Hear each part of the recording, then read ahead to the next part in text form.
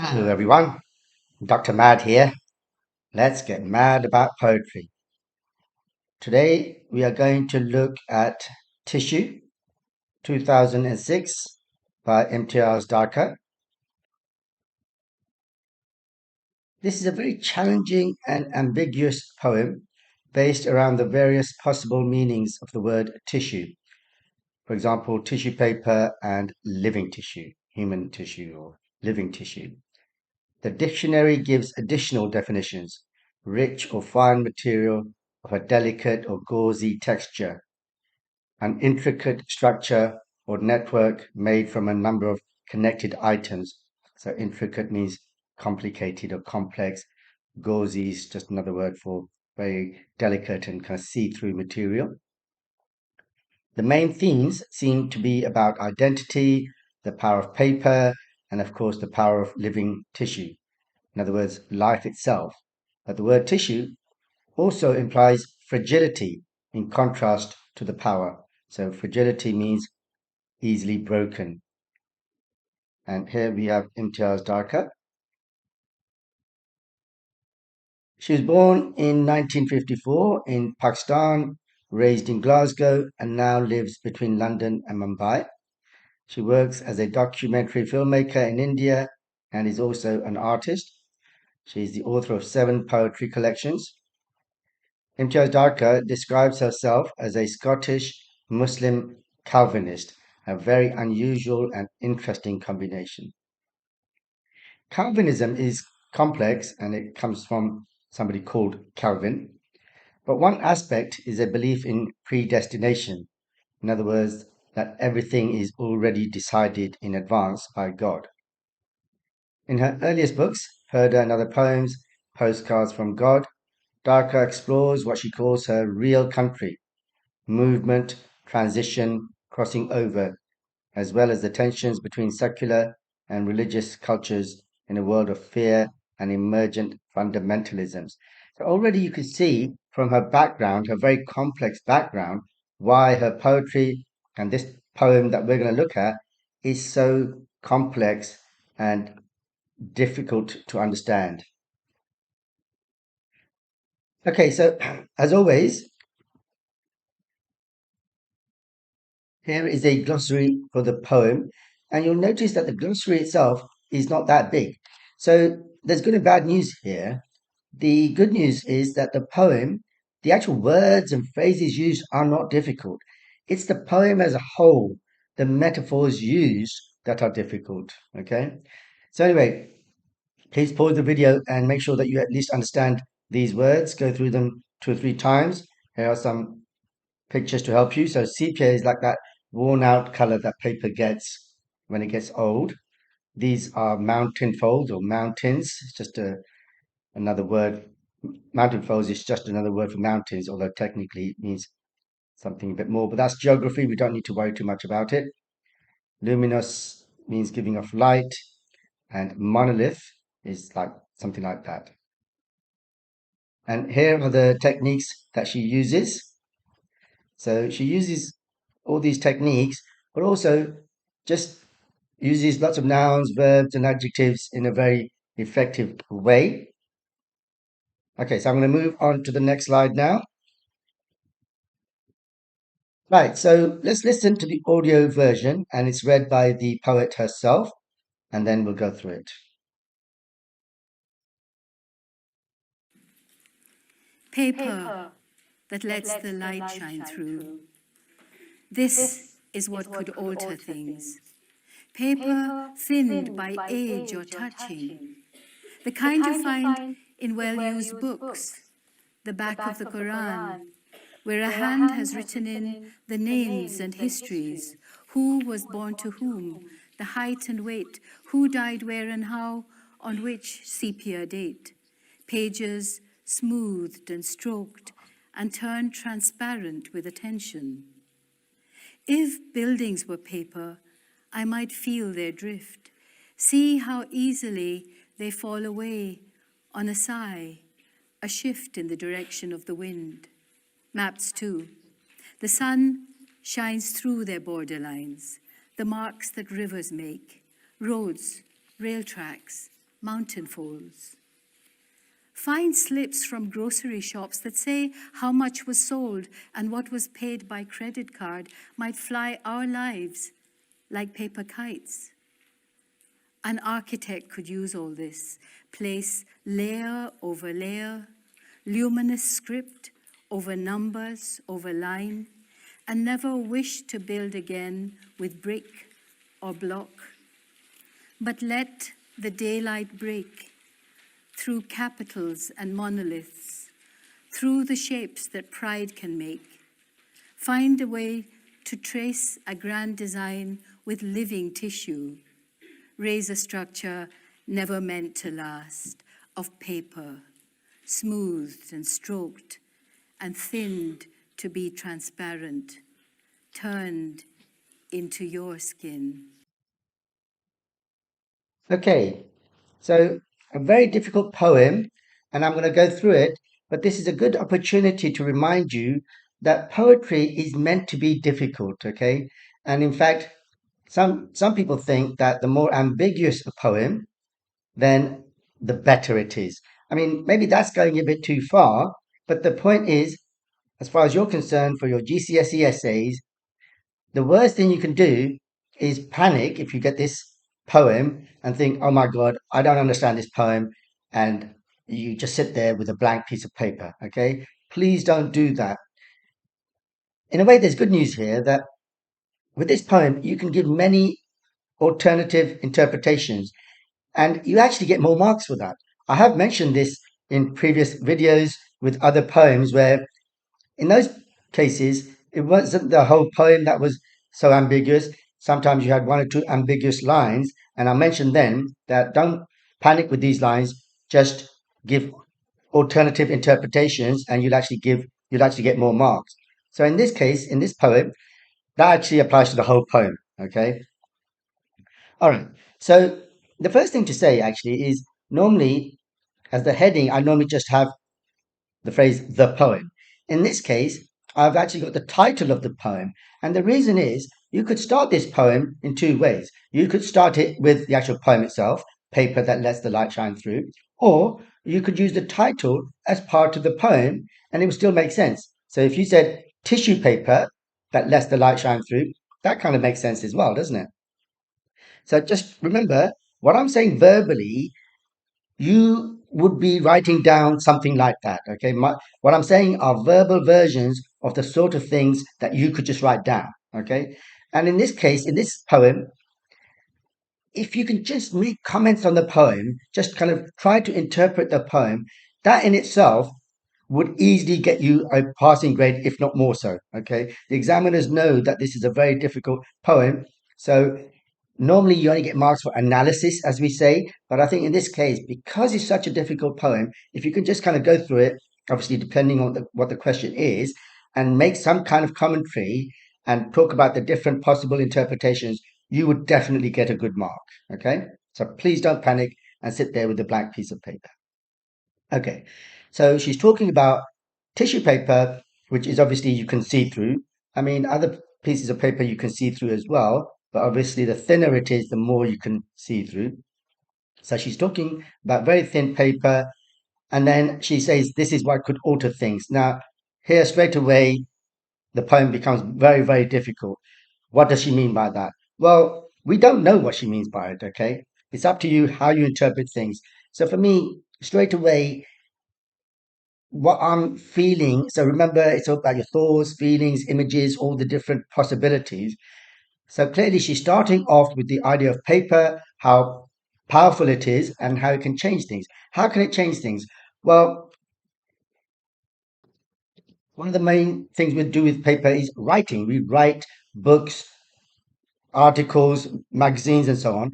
And when people read those things, it can change them, right? It can change the way they think and how they act, and therefore indirectly it can change the world. It can alter, change the world. Okay. And then she carries on, this line here, and she's saying that as paper gets older, the more it's used and touched, obviously it gets worn down just like everything else. So this is why, for example, in museums, you are not allowed to touch things because To you, it may just seem like a little touch, but every little touch with a bit of sweat and dirt and so on, it can damage things or it can thin things. Okay. And here she gives her first example of the Quran, and obviously the Quran, the holy book of Muslims. So we have a religious connotation here, religious connections. And remember from her background, she's interested in the religious and the secular, and she has this complex background, Muslim Calvinist. Okay, and here she says that people write down births and deaths, heights and weights. So in back in the day, even now, maybe in some countries, people were often born at home, not in the hospital. Nobody recorded officially their dates of birth. So some people would write these things in the back of the Quran. Why back of the Quran? Because they know nobody is going to throw that book away. It's not going to get lost. Whereas if you just wrote it on some piece of paper, it might get thrown away and lost. To this day, there are some people alive who don't know exactly when they were born, believe it or not. Okay. So she's saying that some people, and actually, the poet has spoken about how she actually saw her father do something like this. And so people write on these pages, and sepia, remember, is that reddish brown color. And then she carries on talking about how pages can be smoothed and stroked. And here there are connotations of the value of books, okay, because books contain knowledge, and of course, the holiest of things are books, aren't they? The Quran, the Bible. Okay, so up to here she's talking about paper and books. Now she starts to talk about buildings and cities. Okay, so she's saying if buildings were paper, that she might feel them move. Now, strangely enough, buildings move. Okay, tall buildings. If you've ever been to the top of a building, you may have felt it move, especially if it was windy. So they are designed to move. If they were too solid, then if it was windy or an earthquake, they would fall over much more easily.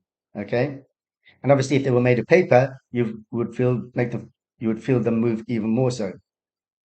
Now, these lines here are again very confusing, as everything in the poem.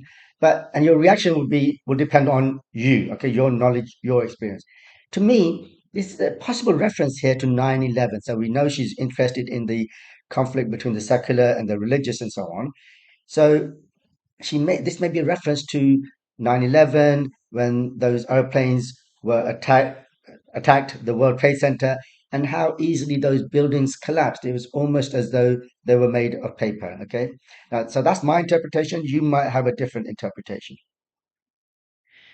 And now she talks about maps, and again, very very confusing here. But so on the one hand, she's saying that if you hold up a map, okay, obviously the light, depending on how thin the map is, the light can go through it. Okay, but she's kind of being metaphorical here, and she's also saying that when the sun shines on the world, or when we think about the world generally, borderlines, you see, are not real. They're normally just lines on a map, and quite often they were created by colonial powers. Okay, actually, in the old days, borderlines tended to be real. They were these things here. They were not roads so much, but mountains, rivers. So they were natural borderlines. Only kind of recent history, people came along and started making borderlines on maps. Okay, artificial borderlines.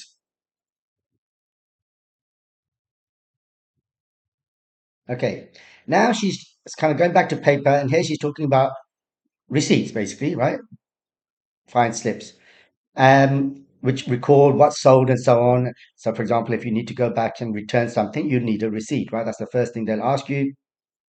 And she also talks about credit cards. So, obviously, here she's talking about not just the fact that everything is recorded on paper, so therefore the power of paper is so important, isn't it? But obviously, she's referring to money, and obviously, we live in a capitalist society, and money does rule our lives in the same way that we control kites if we happen to be into kite flying. In this country, kite flying is not a big thing, but in Pakistan, where the poet is from, it's a really big thing. Okay, and then now she starts to talk about an architect, how architects might use paper instead of bricks and blocks, because obviously with bricks and blocks it's really difficult, isn't it? With paper, it would be a lot easier. Okay. And with paper, the light from the sun would be able to come through the city. So maybe she's hinting here that cities are too closed, they're too dark, especially at night. And she's referring to capitals and monoliths. So these are obviously, she's talking about skyscrapers and so on. So maybe she's suggesting that cities have become too big, too dark, too lonely. And we know that there's a loneliness epidemic going on right now, in fact. Okay. But now, as we come to the end of the poem, she starts to move away from paper, the paper definition of tissue, to the living tissue definition part of it. Okay. And when we think about this phrase here, grand design, we can link it back to this architect. And maybe now she's also thinking about architect as a metaphor for God. Okay. If you believe in God, or nature, if you like, which has designed the human body or life by either through evolution or whichever way you believe in religion or whatever. Okay. So now she's moving towards the idea of living tissue of plants and animals and human beings. And as you can see there, so moving away from the paper definition to the human, to the living tissue definition. Okay, so a very complex, challenging poem, but please, if you can just remember that if you can just do a written version of what I've just done verbally, so all I've done is really go through the poem, and obviously it would depend on the question. And depending on the question, I would obviously just pick out a few points. Okay, if you can just write down sort of similar comments that I've been saying, giving the different interpretations, just saying, oh, this line or this stanza could mean this, or it could mean that, or these are the thoughts, feelings, and images that come to mind when we read this stanza. That would be more than enough for any examiner. Okay, no examiner is looking for more than that. Certainly for grade 4, 5, or actually in this case, I would say even 6 or 7, because it's such a challenging poem. Okay, so AL1, to be able to read, understand, and respond to the poem using quotes and references. So there's loads of quotes to choose from. Remember, you only need between 4 and 6 quotes. And now, in terms of techniques, it was difficult to pick out individual examples because the whole poem is an extended metaphor, or you might say several extended metaphors. Okay, there's enchantment, very strong enchantment throughout the poem. We may look at that a bit more detail later on. But here we have listing, for example, here, and we have a simile in like paper kites. Okay, so you might want to talk about those. And then AO2, language, form, and structure, using techniques and terminology. So language, words and phrases, thoughts, feelings, images, connotations. Here are some examples, quotes picked at random from the previous slide. And then in terms of form and structure, so it doesn't have a specific form as such, or you might say it's written in free verse. Okay, so that's its form. There is no rhyme or rhythm scheme, but it does have a very, very clear structure. There are 9 stanzas of 4 lines each, or quatrains, okay, with a final stanza of just 1 line, which really makes it stand out. So that at the end, when it turns into the human tissue, the living tissue definition of the word tissue, whereas most of the poem is about the power of paper, of writing, of recording things, history, or money transactions. Most of the poem is about the uses of physical paper, but it ends with the other main meaning of tissue, living flesh. And then, in terms of techniques and terminology, the main technique used is an extended metaphor, or some people say there are several extended metaphors. It depends on how you want to look at it. I wouldn't worry too much about that. But there is also extensive use of enjambment. There is also listing and simile. And in terms of context, a very unusual background, these 4 different cities. And this is very unusual, even bearing in mind that many people nowadays have multicultural backgrounds, okay? But she's a bit extra there. and her self-identification as a Scottish Muslim Calvinist. So we talked about that earlier. And also, so this is just from the previous slide, but as I was going through the poem, I was referring to her interest in the religious and the secular, the conflict between them, and this idea that so in other words, you can see she doesn't feel that she belongs to just one country. To her, her country is movement, transition, crossing over. She sees herself as a global citizen. Okay, this phrase global citizen, if you were to use that, that would be quite impressive as well, because look at all these different cities that she's been born in, raised, and now lives and works in. Okay, so you have now learned more than enough to get a grade 4 or 5, depending on how you write your essay. Here is a quiz to test your understanding so far. So remember, for your essay, just write down the thoughts, feelings, images that come to your mind as you're going through the poem, depending on the question and the quotes that you pick out. So I'm not going to go through these. If you could please pause the video and answer these questions. I'm going to move to the answer slide in 3 seconds. 3, 2, 1. Here are the answers. Please pause the video and answer these questions. If you really struggle, you need to go back and listen again. You're aiming for at least 50% and then 70, 90, 100% as you go through the video or the poem several times, which you have to do with everything that you study. Once you have mastered these questions, all you have to do is to add a bit more detail and convert them into flowing sentences and paragraphs. So I'm going to move to the next slide now. So, for example, you might get a question like this. How does the poet present the theme of identity in tissue? Compare with one other poem in the anthology. So we're not going to do that, but you could compare with the Emigre or Checking Out Your History. And you might start with something like this.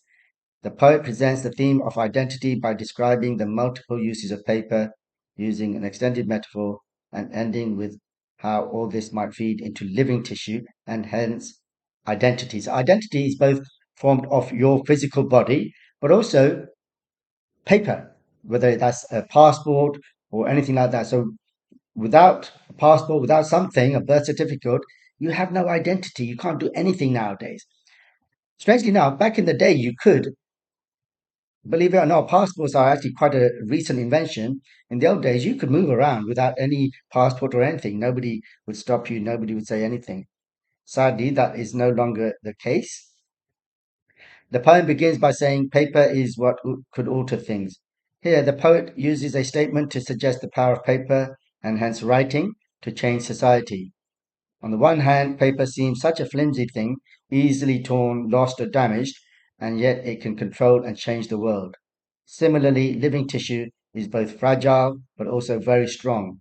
So, fragile, remember, means easily broken. So, just 4 paragraphs like that with an introduction and a conclusion and a little bit of context, honestly, would be more than enough to get a decent grade. Okay. If you're aiming a bit higher, let's carry on.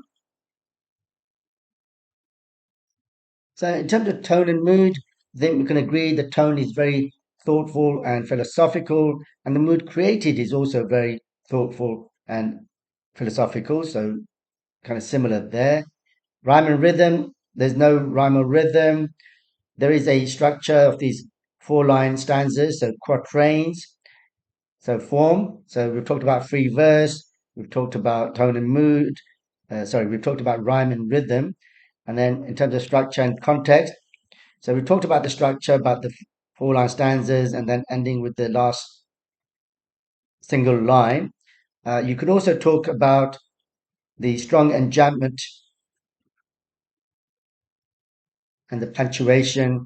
So notice how she goes, she has strong enjambment between stanzas, and then,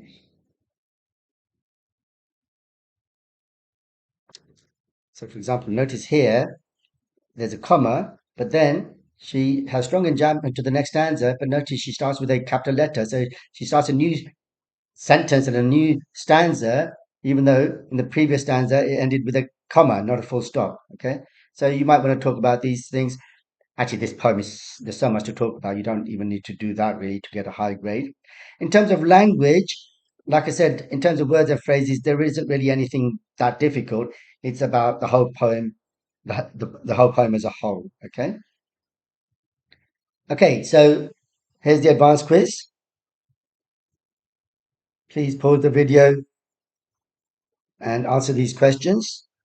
I'm going to move to the answer slide in 3 seconds. 3, 2, 1. And here are some possible answers. So I'm going to move to the next slide in 3 seconds. Okay, so you have now learnt more than enough for grade 6 or 7. Such a paragraph might look like this.